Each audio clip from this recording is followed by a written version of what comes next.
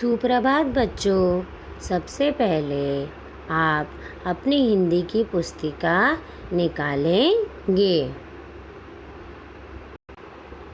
बच्चों, आज हम नए साल की हो अगवानी इस कविता का वाचन करेंगे। आपको पृष्ठ क्रमांक 9 खोलना है, अर्थात पेज नंबर 9 आपको ओपन करना है अपनी हिंदी की पुस्तिका का। और बच्चों, हाथ में आपको पेंसिल भी लेके रखना है, क्योंकि जब मैं कविता का वाचन करूंगी, उसका विस्तार पूर्वक स्पष्टीकरण करूंगी, तो इस कविता में आए हुए कठिन शब्द अर्थात हार्ड वर्ड्स को मैं अंडरलाइन अर्थात उसके नीचे रेखा खींचने के लिए कहूँगी, तो आपको उस शब्द के नीचे अंडरलाइन करना है। इस कविता के लेखक हैं नारायण लाल परमार जी, जिनका जन्म 1 जनवरी 1927 को हुआ था और उनका निधन 27 अप्रैल 2003 को हुआ था। नारायण लाल परमार जी वह महत्वपूर्ण उन्होंने कविताएं लिखी हैं और वह प्रसिद्ध साहित्यकारों में से भी जाने जाते हैं। तो इस कविता के कवि कौन हैं? नारायण लाल परमार जी। तो बच्चों, सबसे पहले हम कविता का वाचन करेंगे, उसके बाद हम कविता की एक एक पंक्तियों का हम विस्तार पूर्वक से स्पष्टीकरण करेंगे। तो बच्चों, आपको मेरे साथ इस कविता का वाचन करना है, मेरे साथ साथ इस कविता को दोहराना है।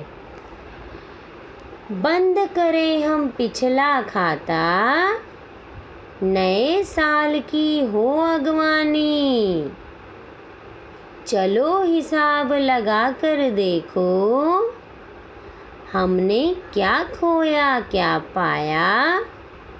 कितनी ले ली मोल बुराई, या फिर आशीर्वाद कमाया। चुप क्यों बैठी हो तुम दीपा, कहाँ चले भैया रमजानी। एक बात यह हो सकती है, नर अपनी गलती स्वीकारे। करे प्रतिज्ञा काम न कोई, कभी करेगा बिना विचारे। पर्वत से हो अगर इरादे, थम जाए मौसम तूफानी। एक सूत्र हम याद रखें बस, बूंद बूंद से घट भरता है। मंजिल उसको कहाँ मिलेगी, परछाई से जो डरता है। हिम्मत बांधे कमर कसे हम, पत्थर भी हो जाए पानी। तो बच्चों, हमने एक बार इस कविता का वाचन किया, अब हम इसका विस्तार पूर्वक से स्पष्टीकरण मैं करूँगी, आपको ध्यान से सुनना है। और जो मैं कठिन शब्दों को अंडरलाइन करने के लिए कहूँगी, उसके नीचे आपको अंडरलाइन करना है अर्थात रेखा खींचनी है। तो बच्चों देखो, नए साल की हो अगवानी। अगवानी का अर्थ क्या होता है? स्वागत करना। तो इस कविता में कवि नारायण लाल परमार जी हमें यह बताना चाह रहे हैं कि हमें नए साल का बहुत ही अच्छी तरह से स्वागत करना है। बंद करें हम पिछला खाता, नए साल की हो अगवानी। बच्चों, अगवानी के नीचे आपको अंडरलाइन करना है। अगवानी का अर्थ होता है स्वागत करना अर्थात वेलकम। तो देखो बच्चों, कवि क्या बता रहे हैं कि हमें पिछला खाता बंद करना है। जो भी पिछले वर्ष हुआ है, अच्छा बुरा, वो सब क्या है, हमें बंद करना है, अर्थात भूल जाना है। और नए साल की हो अगवानी, अर्थात नए साल का हमें स्वागत करना चाहिए। बड़े ही धूमधाम से नए साल का स्वागत करना चाहिए। परंतु पिछले वर्ष में जो भी अच्छा हुआ, जो भी बुरा हुआ, उसे भूलकर हमें आगे बढ़ना है। चलो हिसाब लगा कर देखो, हमने क्या खोया क्या पाया। अब क्या कह रहे हैं कवि कि चलो हिसाब लगा कर देखो, अर्थात उसका मूल्यांकन करते हैं। हिसाब लगाना मतलब मूल्यांकन करना, इवैल्यूएशन करना। तो क्या मूल्यांकन करना है कि हमने क्या खोया और क्या पा लिया पिछले वर्ष से। हमने क्या खो दिया कि जो हमारे पास नहीं है, और हमने क्या पा लिया है जिसमें हम खुश हो गए हैं, उसका अब हम मूल्यांकन अर्थात हिसाब लगाएंगे। कितनी ले ली मोल बुराई। बच्चों, मोल के नीचे अंडरलाइन करो। मोल का अर्थ क्या होता है, मूल्य, वैल्यू। तो क्या कह रहे हैं कि कितनी ले ली मोल बुराई या फिर आशीर्वाद कमाया। कवि कह रहे हैं कि हमने कितनी बुराइयां इकट्ठा कर ली है, कितनी बुराइयों को बढ़ा लिया है, या हमने आशीर्वाद कमा लिया है। अर्थात हमने ऐसे क्या बुराई काम कर ली है कि बुराइयां हमारे पास आ गई है, बुराइयों की क्या है, संख्या बढ़ गई है। हाँ, और हमने अर्थात किसी के लिए हमने किसी की मदद नहीं की, मन में स्वार्थ की भावना आ गई हमारे मन में, किसी के बारे में हमने अच्छा नहीं सोचा, उसके बारे में बुरा सोचा, उसकी मदद न करने का सोचा। तो बुराइयाँ कितनी मोल ले ली, इकट्ठा कर ली है, उसकी वैल्यू कितनी बढ़ा दी है बुराइयों की हमने, उसका अभी हमें हिसाब लगाना है। या फिर आशीर्वाद कमा लिया, अर्थात हमने अच्छे अच्छे काम किए, लोगों की मदद की, जो भी समस्याओं में थी उनकी समस्याओं को हमने सुलझाया, मन में स्वार्थ की भावना नहीं लाई, उससे हमें आशीर्वाद ही मिला है। तो इसका भी हमें मूल्यांकन करना है कि हमने कितनी बुराइयाँ इकट्ठा कर ली और कितना आशीर्वाद कमा लिया है। चुप क्यों बैठी हो तुम दीपा, कहाँ चले भैया रमजानी। अब क्या कह रहे हैं कि दीपा तुम क्यों चुप बैठी हो, इतनी शांत क्यों हो, और भैया रमजानी कहाँ चल दिए। ये तो नए साल का स्वागत कर रहे हैं, तो इसमें जाति भेद का किसी का भी हमें फ़र्क नहीं करना है। नए साल में सबको मिलजुल कर एक साथ रहकर नए साल का हमें स्वागत करना है। एक बात यह हो सकती है, नर अपनी गलती स्वीकारे। अब कवि क्या कह रहे हैं कि एक बात यह हो सकती है। अब बच्चों, नर का अर्थ क्या होता है, मनुष्य, मानव। नर के नीचे अंडरलाइन करो, हाँ वेरी गुड। और गलती के नीचे भी अंडरलाइन करो बच्चों। गलती का अर्थ होता है भूल करना। बच्चों, एक बात यह हो सकती है, नर अपनी गलती स्वीकारे, अर्थात कवि ये बता रहे हैं कि एक बात यह ज़रूर हो सकती है कि मनुष्य अपनी गलती स्वीकार कर ले। जो भी उनसे गलती हुई है उस गलती को स्वीकार कर ले कि इस नए साल में हम वैसी कोई भी गलती नहीं करेंगे, और जो गलतियां भी की है तो उनका पश्चाताप कर ले या माफ़ी मांग ले। लेकिन हाँ, याद रखें कि वो गलती हम अब इस साल नहीं करेंगे। करे प्रतिज्ञा काम न कोई, प्रतिज्ञा का क्या अर्थ होता है? प्रण। बच्चों प्रतिज्ञा के नीचे अंडरलाइन करो, प्रतिज्ञा का अर्थ होता है प्रण। करे प्रतिज्ञा काम न कोई, कभी करेगा बिना विचारे। कवि क्या कह रहे हैं कि एक ऐसी प्रतिज्ञा कर लो, प्रण ले लो कि हम जब भी कोई काम करने जाएंगे तो उसे सोच विचार कर ही करेंगे। अगर हम सोच विचार कर करेंगे तो कोई भी गलती नहीं हो सकती है। अगर हम बिना सोच विचारे बिना विचारे कोई काम करेंगे तो गलती अवश्य होगी। इसीलिए कोई भी काम करने से पहले बच्चों हमें बहुत ही सोचना, विचारना, समझना चाहिए, तब जाके उस काम को करना चाहिए। पर्वत से हो अगर इरादे। बच्चों इरादे के नीचे अंडरलाइन करो, इरादे का अर्थ होता है संकल्प। पर्वत से हो अगर इरादे, थम जाए मौसम तूफानी। अब क्या कह रहे हैं कि पर्वत किस तरह से अटल रहता है एकदम, चाहे आंधी आ जाए, तूफान आ जाए, ठंडी का मौसम हो, वर्षा बारिश का मौसम हो, फिर भी क्या है वह हिलता नहीं है, वो खड़ा का खड़ा ही रहता है। तो इसी तरह से हमारे इरादे अर्थात हमें जो संकल्प लेना है वो पर्वत की तरह मजबूत होने चाहिए। तो चाहे रास्ते में कितनी भी कठिनाइयाँ आ जाए, चाहे कितनी भी आंधी तूफान क्यों ना आ जाए, वह सब नष्ट हो जाएंगे। कैसे नष्ट हो जाएंगे?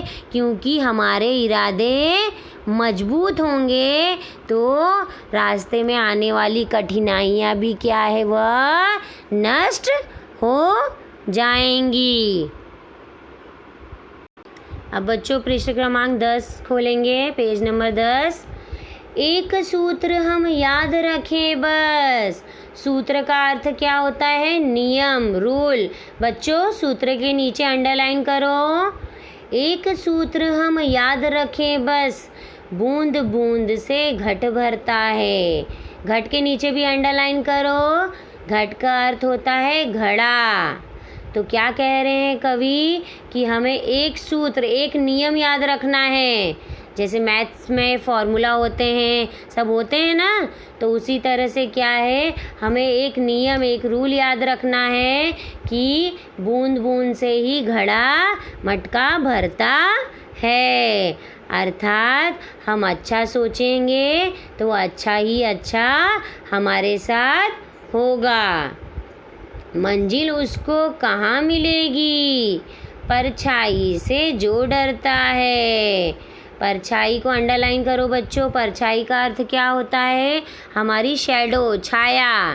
तो परछाई के नीचे अंडरलाइन करो, मंजिल उसको कहाँ मिलेगी? परछाई से जो डरता है। अब कवि क्या बता रहे हैं कि मंजिल उसको नहीं मिल सकती है, उस इंसान को नहीं मिल सकती है जो कि खुद की परछाई से ही डरे। अर्थात हमें अपने लक्ष्य को, अपने एम को पाना है तो हमें कड़ी सी कड़ी मेहनत करनी है और हमें किसी से भी डरना नहीं है। रास्ते में कितनी भी मुश्किल से मुश्किल कठिनाइयाँ क्यों ना आ जाए, उसका सामना करते हुए हमें अपने लक्ष्य को, अपने मंजिल को पाना है। इसीलिए मंजिल उसी को मिलेगी जो निडर होगा, डरेगा नहीं, साहसपूर्ण अपने मंजिल को पाने की कोशिश में लगा रहेगा और अपने मंजिल को पाकर रहेगा। उसी को लक्ष्य की प्राप्ति हो सकती है। और जो मंजिल को पाने के लिए अपनी परछाई से डरेगा वह कभी भी क्या है, मंजिल उस इंसान को नहीं मिल सकती है। हिम्मत बांधे कमर कसे हम।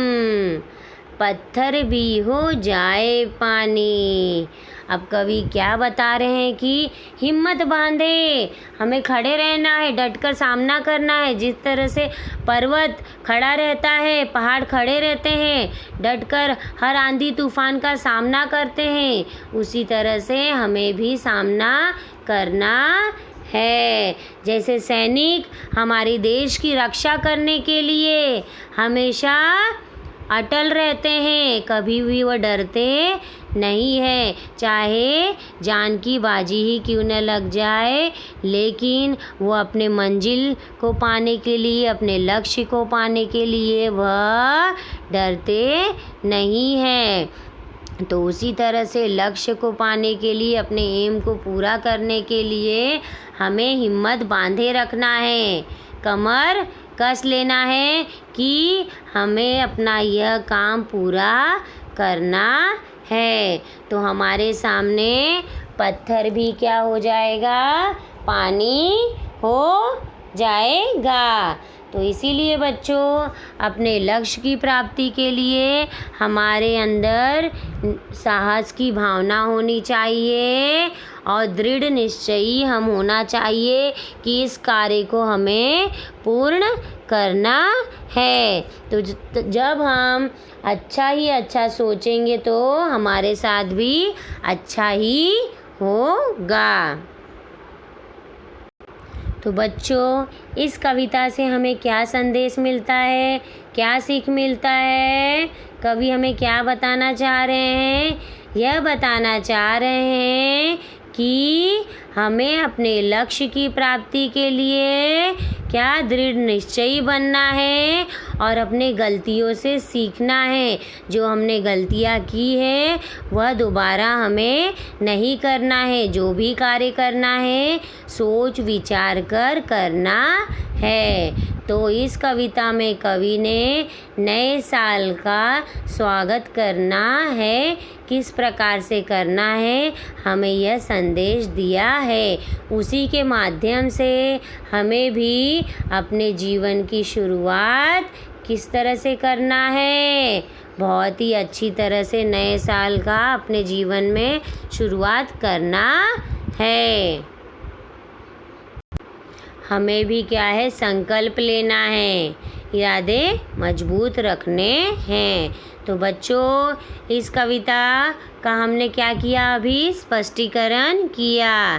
तो बच्चों, आपको यह कविता फिर से एक बार मेरे साथ दोहराना है।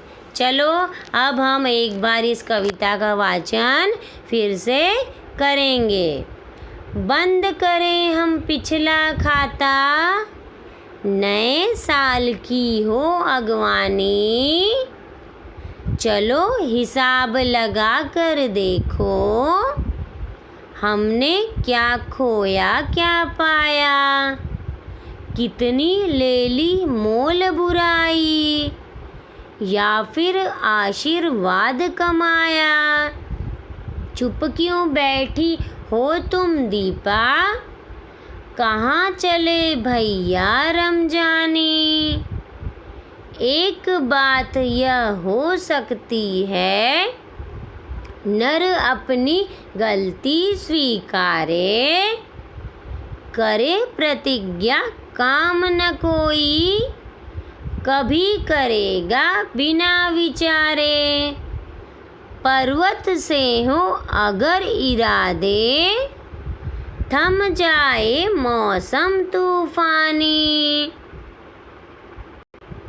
एक सूत्र हम याद रखें बस, बूंद बूंद से घट भरता है। मंजिल उसको कहाँ मिलेगी, परछाई से जो डरता है। हिम्मत बांधे कमर कसे हम, पत्थर भी हो जाए पानी। चलो बच्चों, हमने इस कविता का वाचन भी फिर से दोहरा लिया।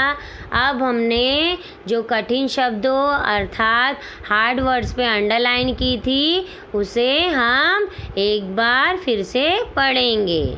तो चलो बच्चों, मेरे साथ साथ बोलना है आपको। अगवानी। अगवानी का क्या अर्थ होता है? स्वागत करना। अगला है मोल। मोल का क्या अर्थ होता है? मूल्य, वैल्यू। अगला है नर। नर का क्या अर्थ है? मानव, मनुष्य। अगला है गलती। गलती का क्या अर्थ होगा? भूल। प्रतिज्ञा। प्रतिज्ञा का क्या अर्थ होगा? प्रण। इरादे। इरादे का क्या अर्थ होता है? संकल्प। सूत्र। सूत्र का क्या अर्थ है? नियम, रूल। घट। घट का क्या अर्थ है? घड़ा। परछाई। परछाई का क्या अर्थ होता है? शैडो, छाया। तो बच्चों, आपको इस कविता का वाचन वापस से घर में एक बार फिर से करना है और इन कठिन शब्दों अर्थात हार्ड वर्ड्स को आपको अच्छी तरह से पढ़ना है। तो बच्चों, आज हमने नए साल की हो अगवानी इस कविता का वाचन किया और इसका विस्तार पूर्वक से हमने इसके बारे में जानकारी प्राप्त की। धन्यवाद बच्चों।